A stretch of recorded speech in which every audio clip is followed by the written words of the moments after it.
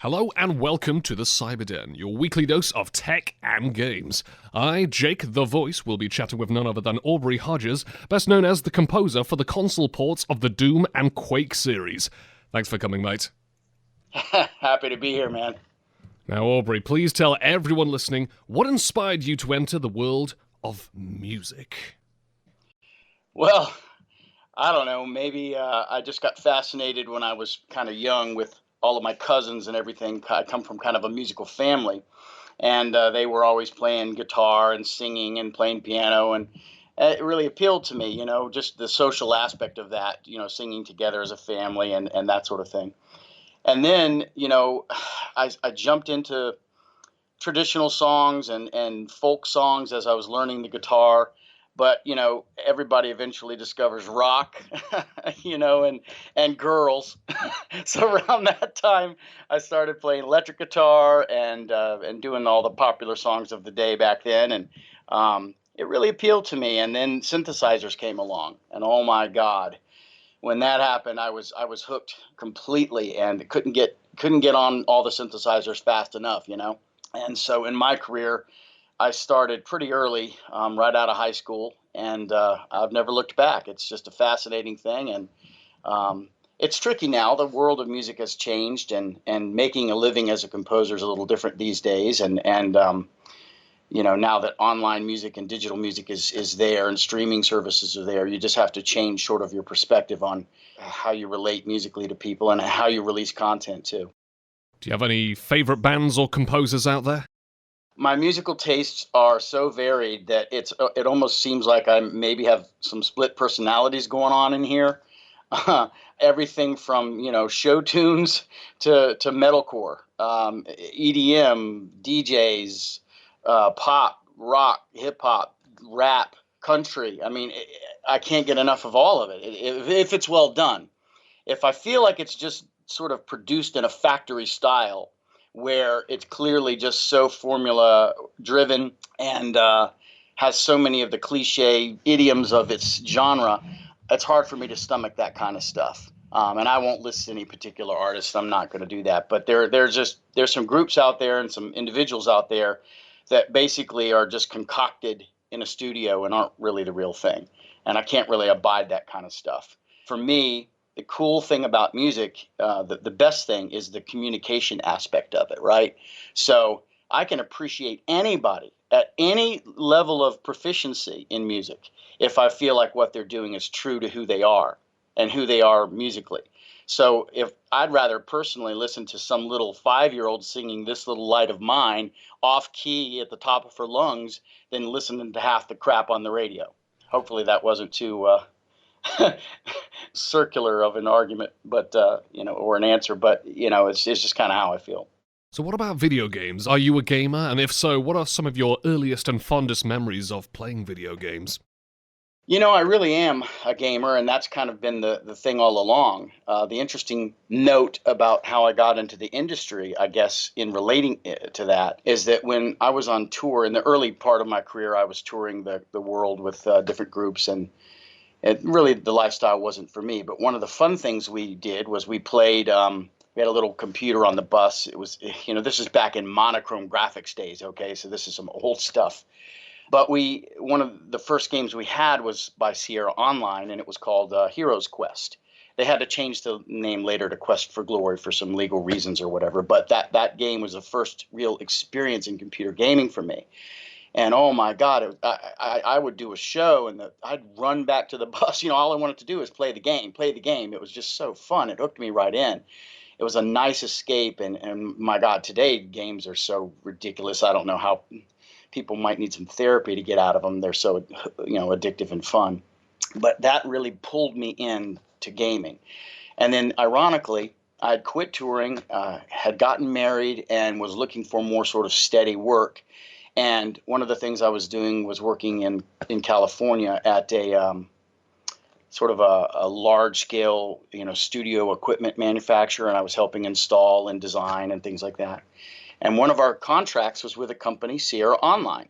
And eventually I was up there doing a little contract work, and they just offered me a gig and said, we'd really like to have you on staff. And it was it was really the pivotal moment for me. I didn't feel really qualified because I was looking around, there's all these computer monitors everywhere. It was so high tech, and I was, blown away by all that and felt a little nervous, but I did know music. And so I felt confident that, if they could teach me all that high tech stuff, I could certainly enjoy the games and the music part of it and probably do well with it.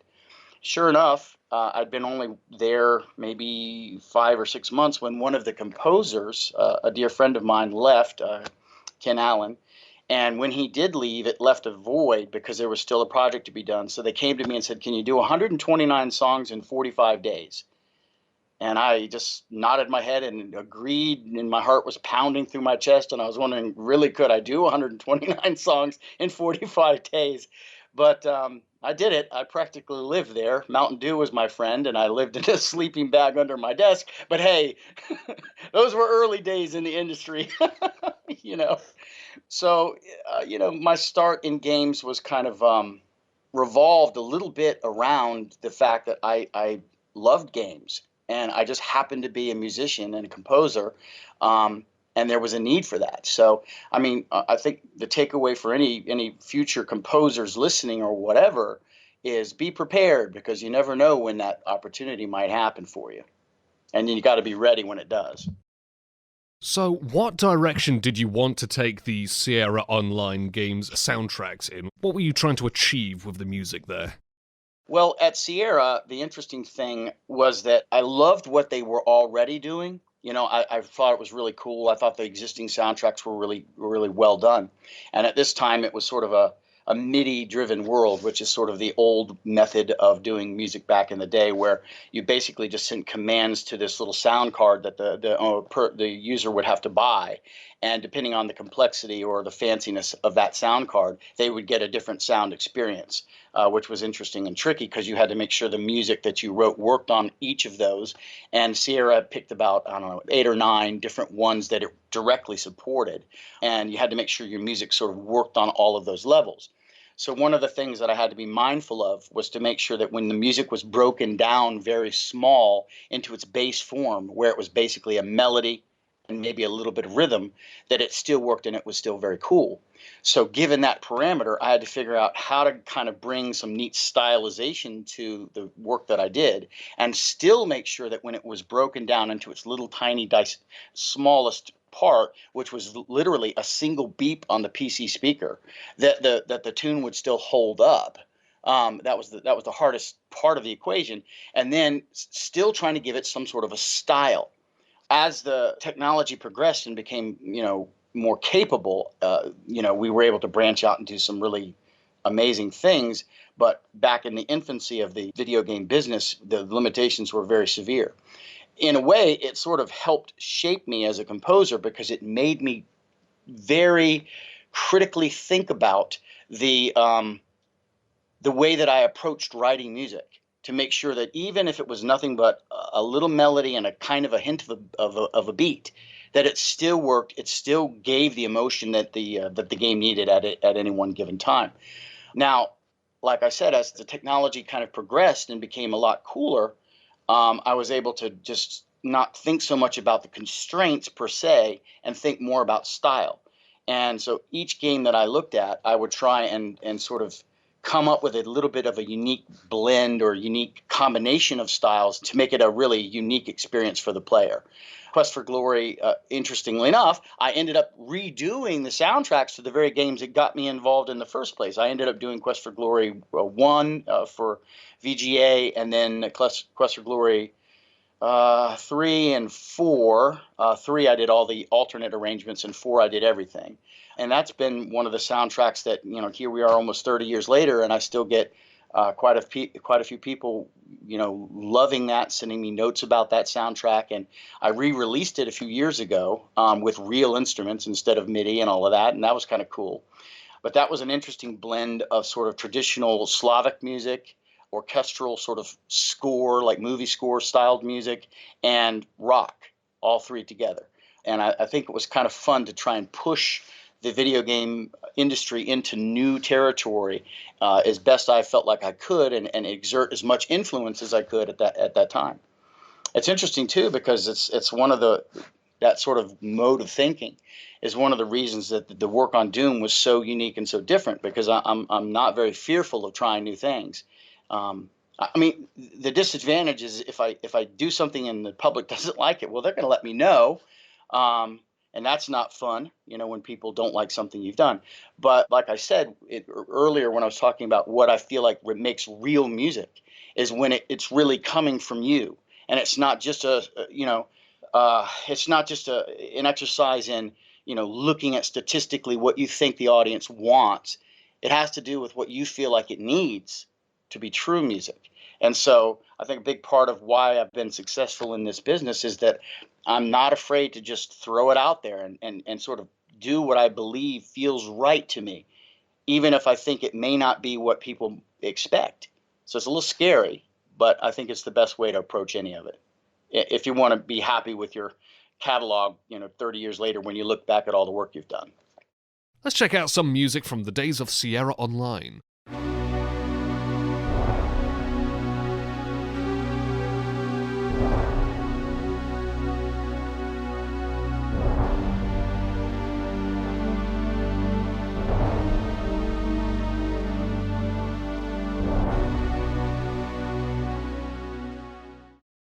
Now let's move on to your contributions to the Doom ports for the PlayStation, as well as Doom 64, of course.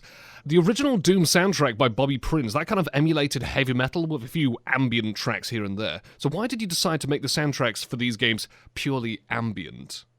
I originally started off on sort of the same footing that Bobby did, and that was kind of what the producers of the product wanted to do. But the more I was trying to get the, at the time, PlayStation version to sound great, like to really have the emphasis that I felt like it needed to be taken seriously on the PlayStation, the more lacking the hardware that I was using was, and dated it sounded, because they had introduced CD, technology on the PlayStation. However, the game needed that to stream the levels. The levels were so big they couldn't just fit it all into memory, so they were using that disc. So I couldn't use it for music. So even though on the title screen and a few other places I could use the CD and I was able to do more fully done studio sounding recordings for that, when it came to the actual gameplay, I couldn't do it. So I was stuck using this little kind of a MIDI sequencer program on the PlayStation called Sound Delicatessen that was like a little sampler studio thing that you could use to put little samples in and play them back.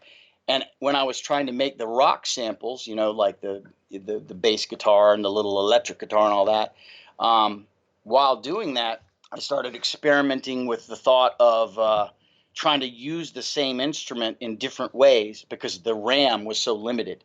I only had about 500K total for all audio. That had to include sounds, all the sound effects in the game.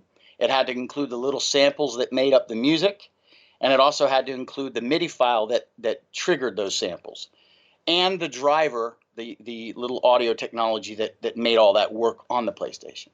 So when it came to the music part of it, I was only given 187K total. And that is so tiny. It's, by today's standards, it's laughable. It's infinitesimal. It's ridiculous. But that's what I had. So to give you an idea, when you record and you sound beautiful in terms of high quality sound, generally the standard is 44,000 kilohertz to sound like, beautiful quality. I was recording in 5K sounds. So it was so bad. It was laughably bad, and it was doing weird things like distorting and artifacting and aliasing and doing chirping and weird stuff. And one of the things I noticed when I brought the sample key down really low is that made some really fantastically kind of horrific and scary sounds. And that sounded to my ears just really interesting, and it sounded like potential to me. Then I noticed that if I ran those same crazy sounds way low down on the keyboard like that, and then ran them through the high-end reverb that was located in the PlayStation's hardware, it kind of gave you the effect that the dirty, nasty growliness of the sounds was on purpose. Like it was still high end because the reverb was high end, even though the sound was low end. And that interesting sort of paradigm where you're combining these really horribly recorded sounds through the high end processor made it sound purposefully dark and scary and eerie and like a horror soundtrack. And at the time, quite frankly, can't think of another game that had sort of a horror soundtrack flavor to it to this degree. And so I thought it would be a better proposition to try and make something really work that immersed you into the game rather than just set outside the game to try and pump up your emotions. I felt like I could do it diegetically by making it feel as if the sound you were hearing was emanating from the game itself, like you were listening in on that world of crazy cacophony of madness, right? That's kind of what it would sound like if you were really there. And to me, that was a better potential outcome than trying to fake rock again on a very weak MIDI system that the PlayStation offered. I tried a few pieces out. I got into the right mood and got some really weird kind of stuff going. Played it for the team, and they just loved it. Especially Id. They just went, "Holy crap! This is cool." Because what happens is it evokes some of the same nervous energy, the same kind of twitchy, nervous energy that you get when you get pumped up. It's just approaching it from a different, I guess, psychological viewpoint, right? Instead of just adrenaline, you're getting pumped up a little on nervous, apprehension, and the nerves are still, the effect is still the same. You get this tense feeling when you're playing, which was really the goal. Let's check out another video game soundtrack sample from Aubrey Hodges.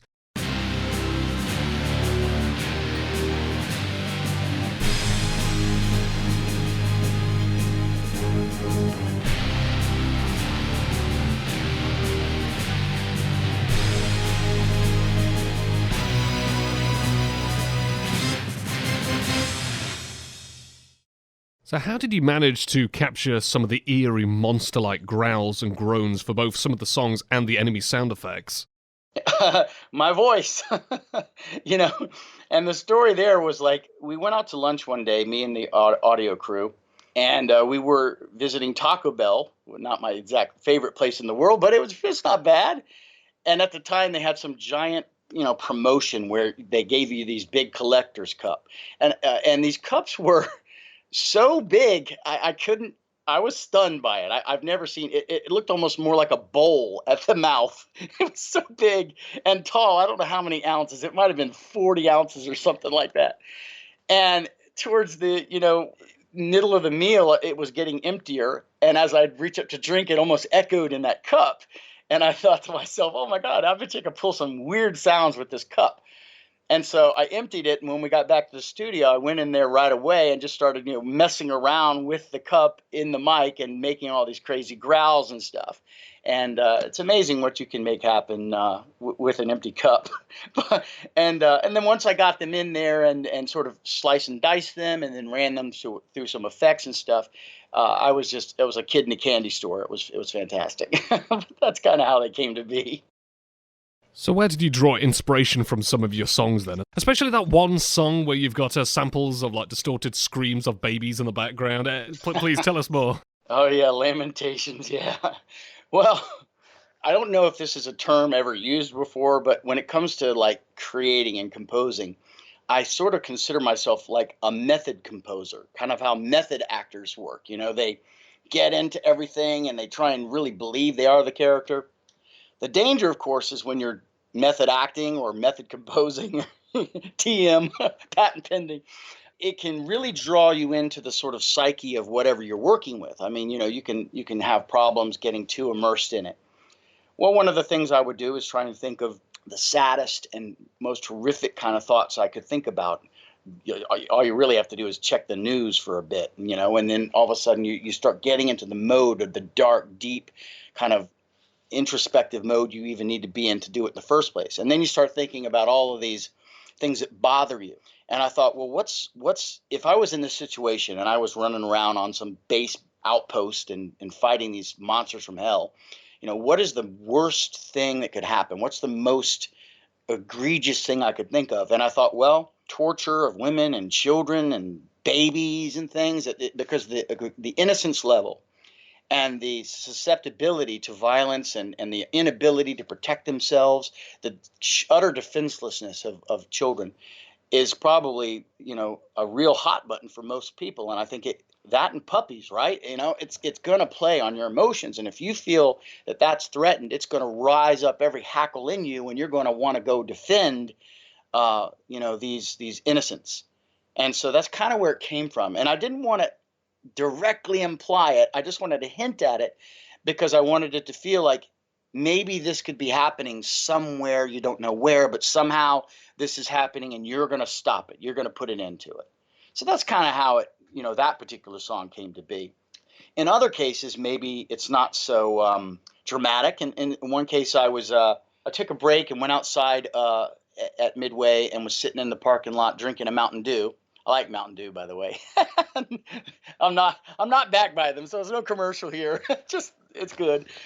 And I was sitting there, and as I was almost finished, a bumblebee landed on my can. And I'm not a fan of bees, but he got on there and went inside the damn Mountain Dew can. And I'm like, oh my God, a bee went in my stupid drink. Well, he's in there, and as he's in there, I don't know, buzzing around or whatever it is bees do in a Mountain Dew can, the sound of it was neat. I was like, man, that is an interesting, weird sound. I'm going to go record that. So I put my little Midway ID pass over the lid, over the hole, and then went in and right to the mic and just recorded that little guy in there doing whatever it is he was doing. And that ended up being in one of the primary sounds in one of the songs. I can't remember which one I put that in, but that sort of thing. I'd hear sounds around the office and think, wow, that laptop is totally ready to go. Let me record it real quick. And, I'd get in the studio, and sometimes those things would work and sometimes they wouldn't. But a lot of times it would just at least spur me into a creative direction.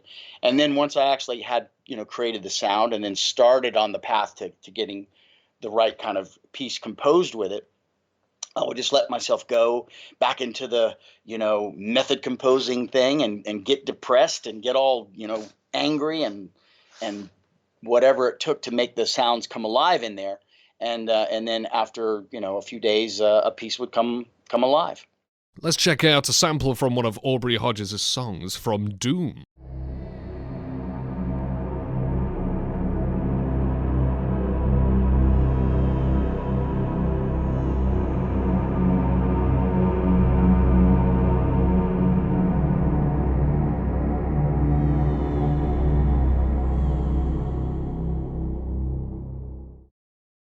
Actually, if you'd like, I'd like to share a bit of a quick story about one of the tracks you made for PlayStation Doom.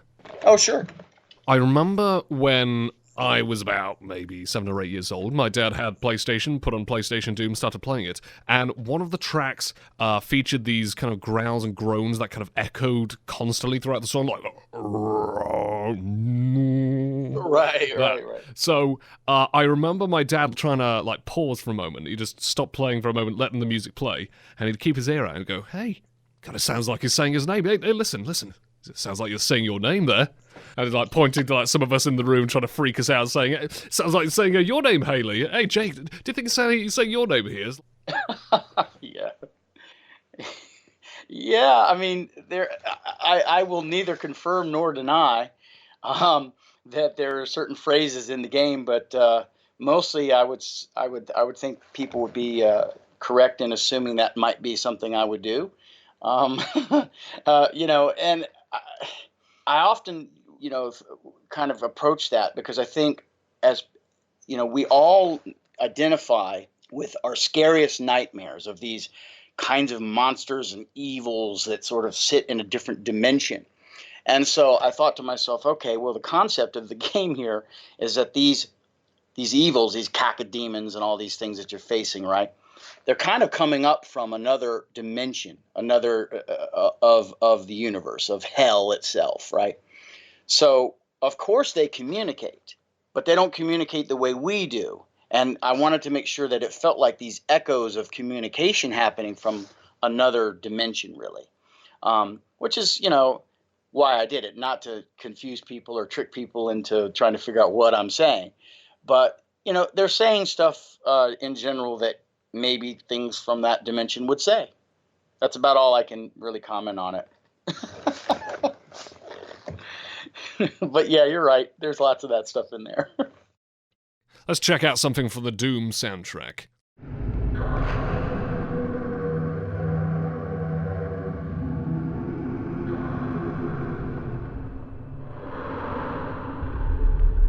Now, the soundtracks for both PlayStation Doom, PlayStation Final Doom, and also Doom 64's soundtrack is really well received by the Doom fans, still being used for things like Doom mods even to this day. So what are your thoughts about that? I'm really pleased in several ways. I'm happy that the Doom community is still so strong because for me, one of the things that sets Doom apart in general is that I think by and large, it's probably my favorite gameplay in terms of the smoothness of it, the intensity of it at times, the casualness of it at times, depending on, which level you're playing, and that blend of gameplay being so superbly done, and then the story being so fun and unique. I think that that's just made Doom maybe one of my all-time favorite games to play over the years. And the fact that it's still hanging in there and they're still re-releasing things, and even with this new one that's just come out in modern graphics and all of that, it's stunning. But the funny thing is, it still feels like Doom. And that's the cool thing, because Doom really didn't need to be different. It already felt great. It just needed to, look a little snazzier and sound a little snazzier and stuff like that. So, and it does. So I love the fact that community is still so strong. And I also think, when people who make the product value them, and so when I go on to like Doom World or some of these other neat Doom Wiki and all these things and talk and communicate with people who want to know more information and make sure that they understand what's going on and what I'm working on, I think that relationship is a very positive thing, both for them and for me. Because as one of the creators, I love hearing feedback and understanding when something resonates with them. And it's just kind of cool that it's lasted so long and it still resonates. And one of the things I've tried to do too is modernize a little bit, like on the extended edition version of the soundtrack for Doom and Doom 64. I went in and I re-stereo imaged the files so that the things would be wider and have a very big, beautiful sound field. And I added some interesting little parts and things that I kind of wanted to do at the time, but the tech just wouldn't really let me do it. Didn't have the memory left and stuff like that. And I was also able to extend the tracks because I wasn't so worried about disk space or anything, So in some cases, I took a 3-minute track and turned it into a 14-minute track. And that lets them use it in any way they want. If they just want to use it at home, playing in the background while they're, cleaning out their computer or whatever they're doing, cleaning their bedroom, or if they want to use it in a mod. And I also talk to the community, directly and let them know, look, if you want to use this in mods and stuff like that, and you want to use it for those types of things, just, that lift up the kind of Doom community, you're free to do it. Some still email me and ask for permission, and I almost always give it. If it's a commercial thing, that's a little different. But most of the time, it isn't really commercial. It's just, it's just people having fun with the product, and that's what it's supposed to be about. So yeah, I'm pretty happy with that, and I've got a new one in the works. I'm actually working on Final Doom Extended Edition right now. Let's check out a song from the Final Doom soundtrack.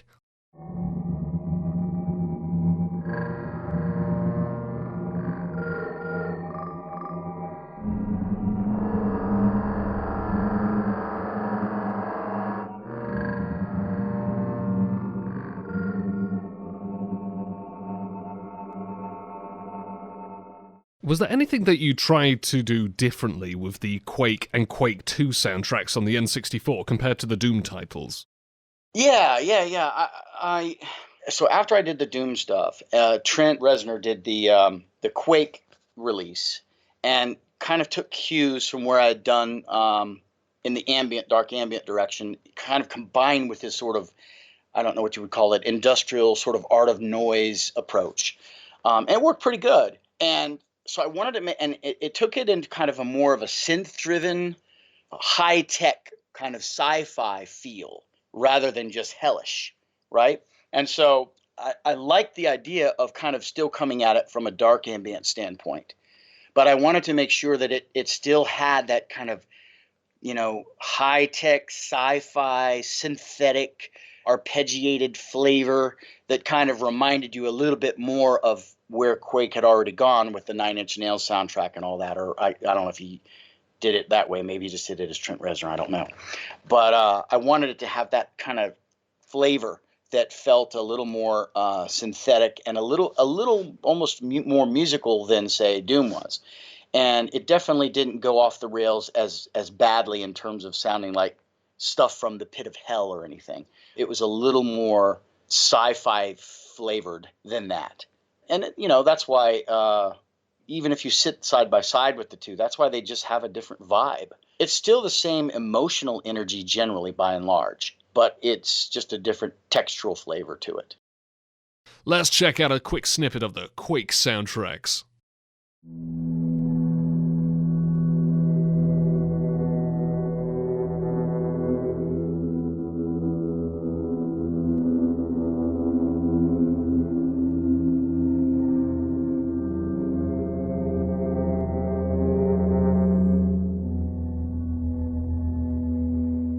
Now, you teamed up with Dale Stump for the Quake 3 Arena's industrial metal OST on the Dreamcast. So how would you describe the experience, and how did the songwriting process go down for that? Kind of a back and forth trading vibe. Dale and I have been friends for almost 30 years. I love him like a brother. He's so talented it hurts. And I love working with him. So an opportunity came up where both of us had holes in our schedule, and I was able to get the game. And it was just like, man, we've got to do this together. And so he'd write licks and he'd send me the file, and then I'd add stuff and I'd send it back and he'd add stuff. And it was pretty cool. Yeah, I got to say, man, I miss writing with him. I've written with him on several things, Off-Road Thunder soundtrack and a few others. And it's always great teaming up with Dale. And it's great feeding off somebody else's energy. So one of the things about Dale is like, he's a guitar virtuoso, quite frankly. I mean, stunningly good. And I play pretty well too, but I trust me, my feelings of inadequacy just go crazy when I'm around him playing. But so I love that energy when he plays, because he's always got some interesting, fresh take, when he plays. And so I'd kind of come up with these interesting, technical, sort of synthetic, synthy, grindy vibes, and then throw it at him and then see what he could do with the guitar to kind of mimic that or syncopate off that. Then when I'd get it back, sometimes I'd pull what I had done out because I wanted to hear the guitar flavor more on it, right? And then I would add something else that kind of fit a little better now that he was actually holding down the fort, so to speak, with the guitar. And so it was a neat thing to sort of trade off of each other's energy, because I would kind of, suggest a flavor, and then he would change it, and then I'd change it again, and it ended up being what it is today, which is pretty neat stuff. I don't even know what style it is. It's just kind of cool. I really don't. I really don't know where it fits in the traditional radio genres, but it's interesting stuff. Time for a quick sample from Quake 3 Arena.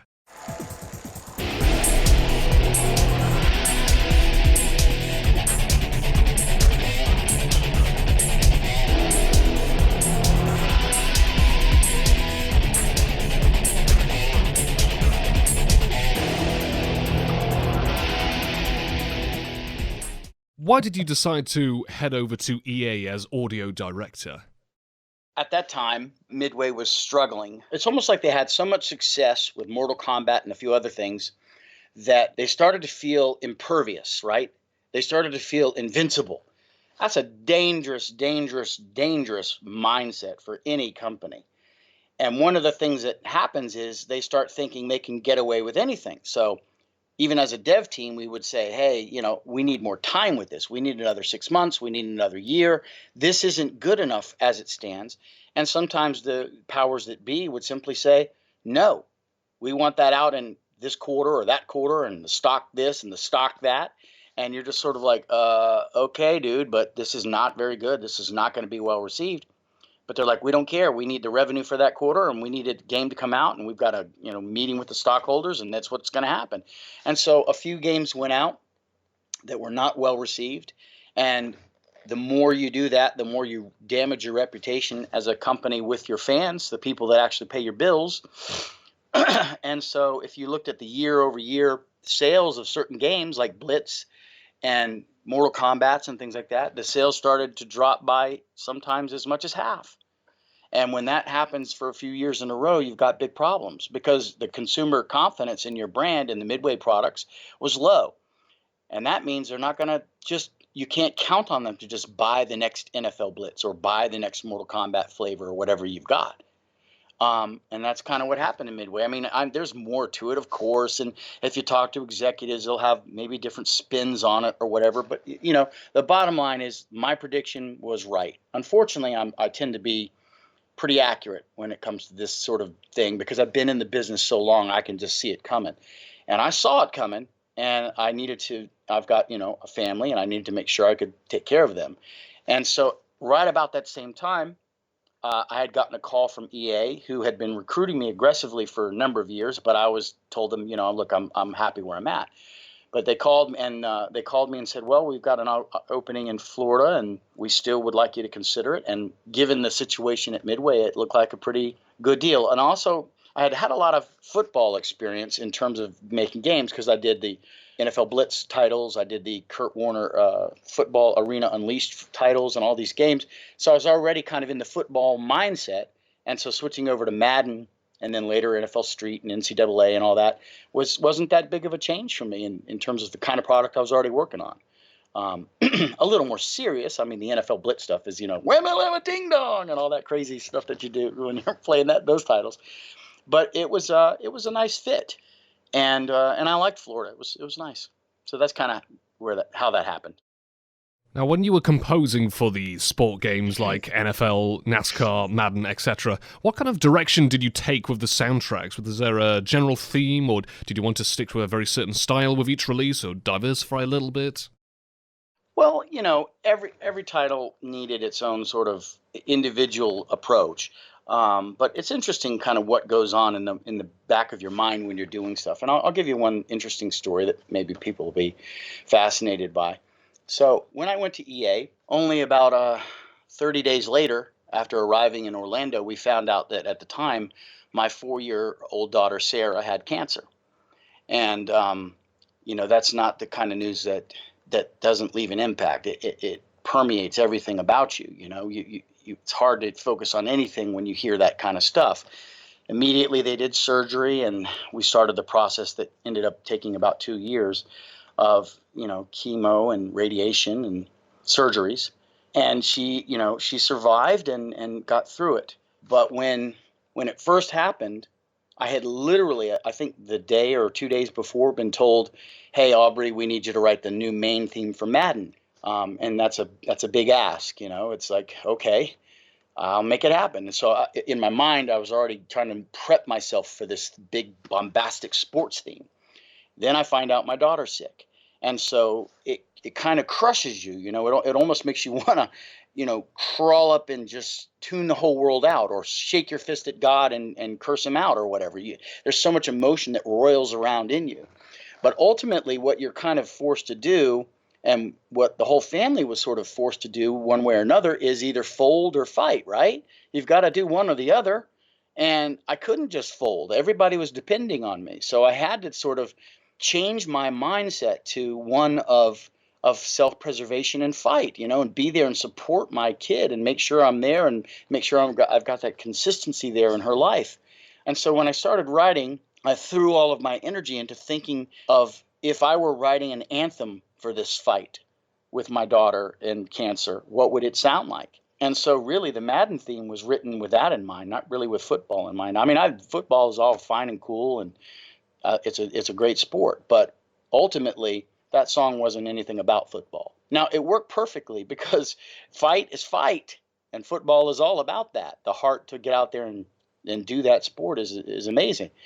And so sometimes you just have to channel kind of what's going on in your personal life into the work that's in front of you, because sometimes, the world doesn't give you a choice, and you still have work to do, and you still have your family to take care of, and you still, and the world has to go on. And so sometimes you're, life throws you these big curveballs and you just got to do your best to hit them.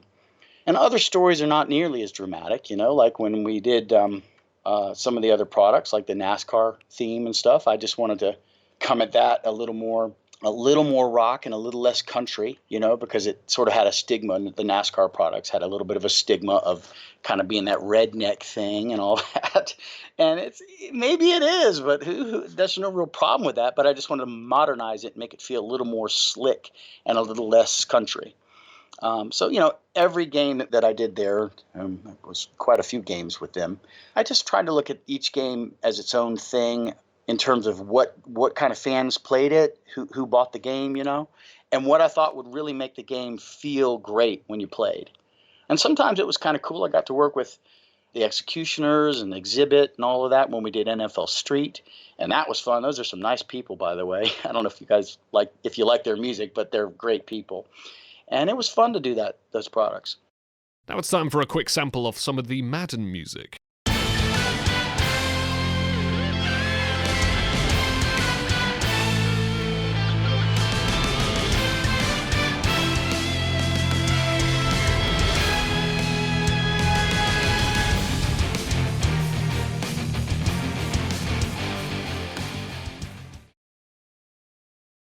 You've composed for a whole bunch of iOS titles like Ragdoll Blaster 2, Army of Darkness Defense, Dragon Veil, and much more. So, what were your experiences like composing for these indie companies? Would you say you were given more creative freedom? Was it a more diverse selection of compositions?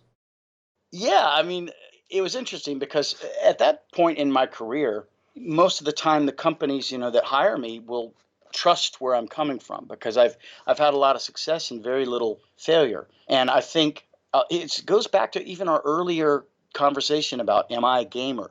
I think because I'm a gamer and I really do understand games and I like a lot of styles of game, I'm not sure if there's a kind of game out there I don't like. I mean, anything, puzzle games, Sudoku, crosswords, word searches, words with friends, Dragon Veil, Frag Fest. I like them all, and I play a lot of them, too much if you ask my family. And so for me, I would just get fascinated with these cool little games, they'd come at me with Ragdoll Blaster and I got so addicted to that game, man, throwing that little ragdoll around is so fun. And I would just immerse myself into those games and kind of come at the company and say, hey, I got an idea. What do you think about having the little ragdoll have his own personality? And the different kinds of ragdolls could have different personalities. And they'd say funny stuff as you threw them around. And, we could even have them all get together in a little chorus and sing the little ragdoll theme, which they do. It's pretty funny. They would just come right down the rabbit hole with me, and say, yeah, that sounds fun. Let's do it. And so then I just started writing the music and trying to come up with stuff that felt quirky and unique to each title. And it made some real fun moments, And then over the years, when I went to work for Backflip Studios, which became Hasbro, and it was just fun because the more we would produce and the more we'd put out there and get success with it, the more they would just sort of let me do my thing. And that sort of creative freedom just kind of unleashed the creative beast, It was a really fun time. And then some of the games, I mean, like Dragon Veil, for example, that had, I don't know how many downloads, over 35 million, I think. And that stayed on the top of the App Store for so long, I think it broke records. And it was amazing because so many people were just only knowing of me as a composer by that game. I still get fans that are stunned that I've done other work. It's really kind of cute, And the weird thing is I was at a Video Games Live show at one point doing some autograph signing and stuff. And the interesting thing was a father, daughter, and son combo came up, right? And she was, I don't know, 16 or 17. The little guy was 9 or 8. And the dad must have been, later 30s, early 40s. And he was a fan of the Sierra stuff. The little girl was a fan of the Dragon Veil stuff. And somehow the little boy was a fan of the Doom stuff. And I'm like, wait a minute, why is an 8-year-old playing Doom? But I think they gave him a Nintendo 64, and it probably had the Doom cartridges in it. So he liked that stuff. So it was kind of weird because I ended up signing like 3 different things, for each one because they only really knew me as a composer for that one thing that they liked. So that's kind of cool. If you've been in the business a while and you work on a variety of different kinds of things, your fan base is sort of an interesting mixture of people depending on the decade that they were playing my stuff. But it's fascinating because the iPhone and mobile in general have really introduced the world to this big shared gaming space. And since everyone from grandpa all the way down to the little guys have the phones, you have an incredibly diverse marketplace now. And they're all exposed to you as an artist in one form or another, depending on what interests them. But as a composer, I'm taking care of my family, so I'm taking gigs that run the gamut, like you said, from action kind of based titles to calm collecting based titles like Dragonvale to, Nerf Hoops, which was a funny little action thing, or Ragdoll Blaster, puzzle stuff, Dwarven Den, and so on. Ninjump, which is another little action scroller.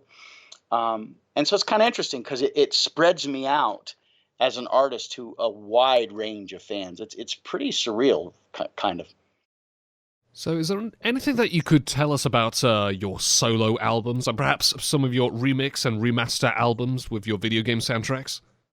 Well, I think I do these things because I get a lot of fan mail, for one, and they want me to release this stuff. And you get enough of it after a while, and you start thinking, okay, maybe they've got a point. Maybe I should re-release some of this stuff. And then you get into the groove of it, and it's actually pretty damn fun. It's almost a puzzle at first with these soundtracks anyway, because you have to, like when I did The Quest for Glory, when I had to go back and learn how to play everything. It'd been so long, almost 3 decades.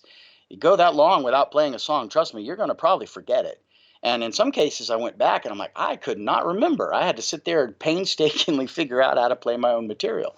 And in some cases, when I was using a keyboard, say, to write a guitar part, I realized on the real guitar that that wasn't a doable thing. You can't play that, and I had to rearrange that.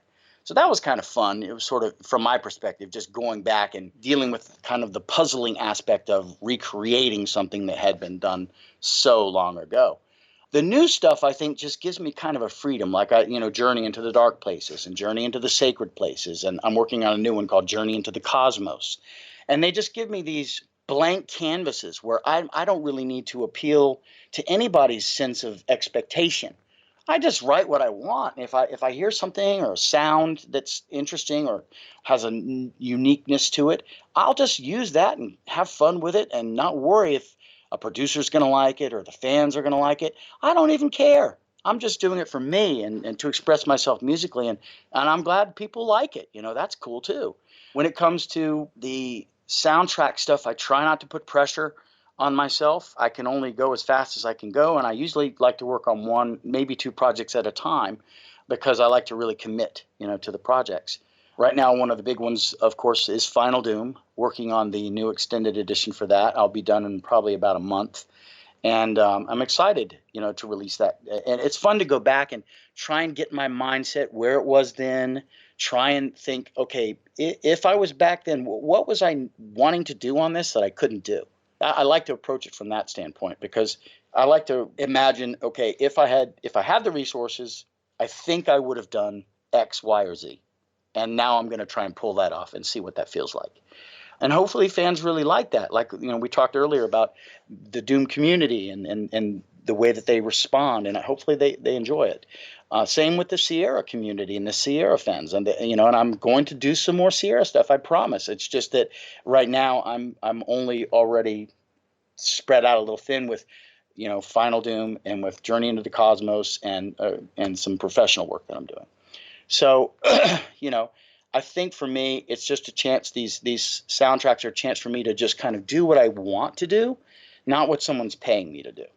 Now, what are your thoughts on some of the other Doom composers out there, like Bobby Prince, Mick Gordon, etc.? And what about, as well, Trent Reznor, composer for the Quake soundtrack? What are your thoughts on these artists? They're all 100% certified badasses. I mean, of course, every one of them. Bobby is a master and writes awesome stuff, and Trent the same. I mean, and it's funny because Trent and I get compared a lot because we approach music very similarly. Anything can be a musical instrument in our brains, and that's clear based on what I write and what he writes.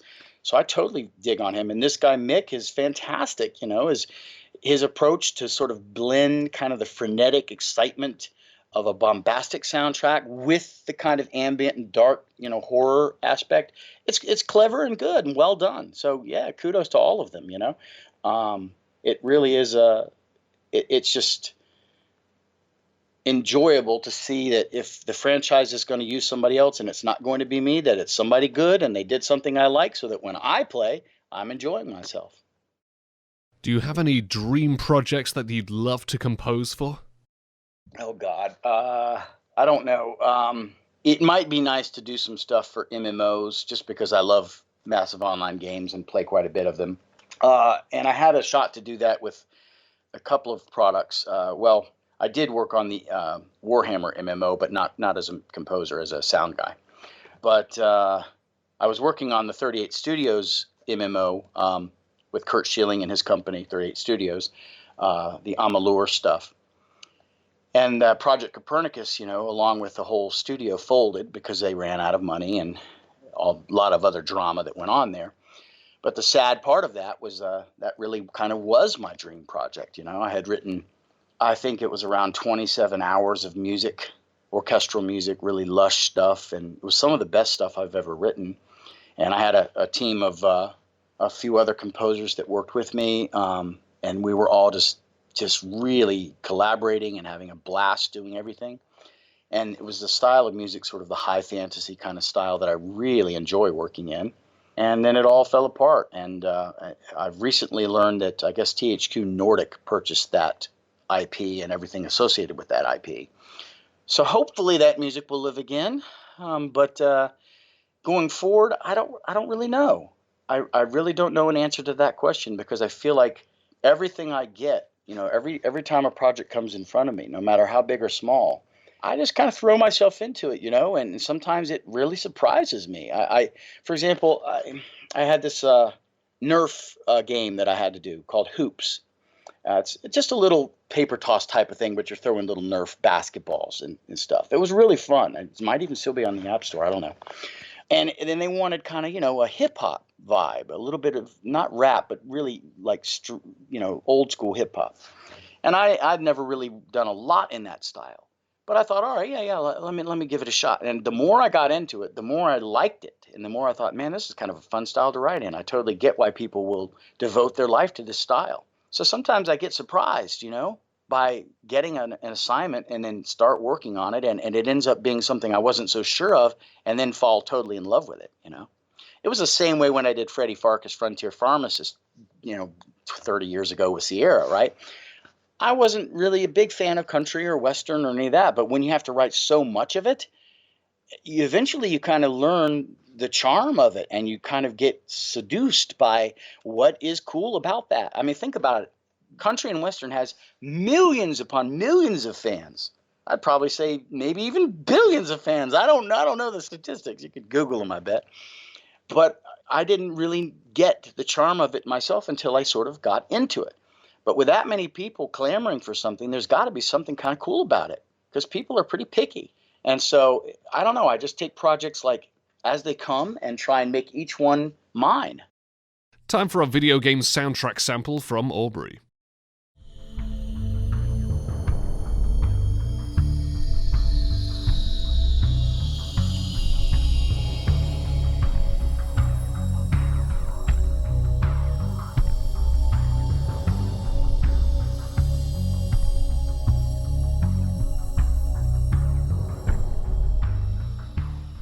Aubrey, this interview has been an absolute blast. Thank you so much for coming on board. Oh, it's my pleasure. I'm really happy to be here. And I love talking about this because, hey, man, games and music, that's pretty much my life. So is there anything that you'd like to say to your many fans and admirers out there? I guess just, it's really humbling to have so many people appreciate what you do. And so over the years, it's just been a real source of inspiration to me. And I try my hardest to make sure that I don't let people down, that I everything of me into these products. And one thing I've always said, and I will reiterate it here, is, if there's ever a situation where anybody who wants any of my soundtracks can't afford them, just contact me on my website or through Bandcamp or whatever, and let me know, and I'll send you a code. It's not a big deal. You don't have to give me reasons, excuses, or anything. Just tell me you need a code and you'll get one. Because I just would prefer people have the high quality stuff rather than the pirate-based stuff. So don't pirate my stuff, please. Just let me know if you need it. I'll give it to you. Other than that, thank you so much for supporting my stuff over the years, and thanks to all the people who send me such kind notes and fantastic stories about how my music has, played a role in your fears as a kid or your desire to get into music or whatever. That's awesome to hear that stuff. And I'd personally like to thank my wonderful listeners out there for tuning into another great interview right here on the Cyberden, your weekly dose of tech and games. Aubrey, thank you very much for coming aboard, and I'll see you around. You're welcome. Take care. Hi, this is Aubrey Hodges, composer for Doom 64, the console ports of the Quake series, and many more. Keep listening to Jake the Voice on the Cyberden.